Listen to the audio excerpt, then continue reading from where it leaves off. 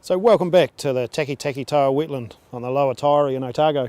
The 350 metre long bund was actually funded by the Game Bird Habitat Trust Board, and it was built over 2 years. The first year to sort of get the material up out of the ground and onto the causeway, and then a year for it to dry out basically before you could actually start working with it.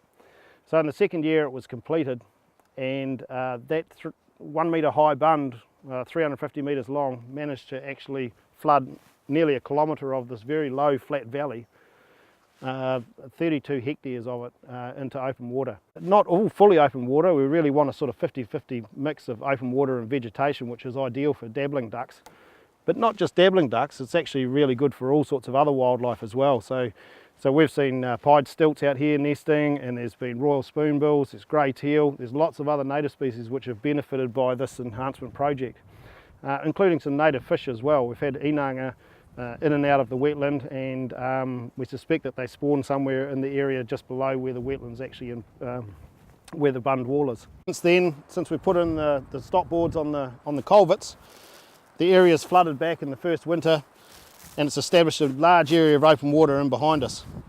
In that time, a lot of the tall fescue and grasses, the exotic grasses, have actually been flooded out, and amazingly what's left is some Carex species, which are the native species, Carex sector and Carex sinclairii, which are the sedges that you can actually see out in the open water. And they're a really important nesting habitat and brood rearing habitat for young ducklings, waterfowl. And I think that's been quite good for the bird life. Just looking around us, there's been lots and lots of wildlife on it.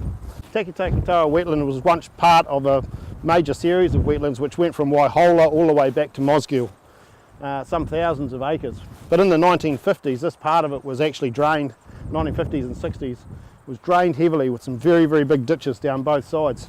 And it was never really able to recover when they gave up on trying to farm this area in the 1980s. Part of the problem with the drains is that in the summertime, all of the water drains out of here, and the reason for the bund was actually to hold that water back. So this is one of 5 mai-mais that's been installed into Takitakitoa Wetland for the purpose of junior hunting. So the council was really, really firm that they wanted to have a place where junior and novice hunters could go that was relatively handy to town. So this wetland is going to be a big asset for the hunters of Otago. So get yourself along and come and have a look.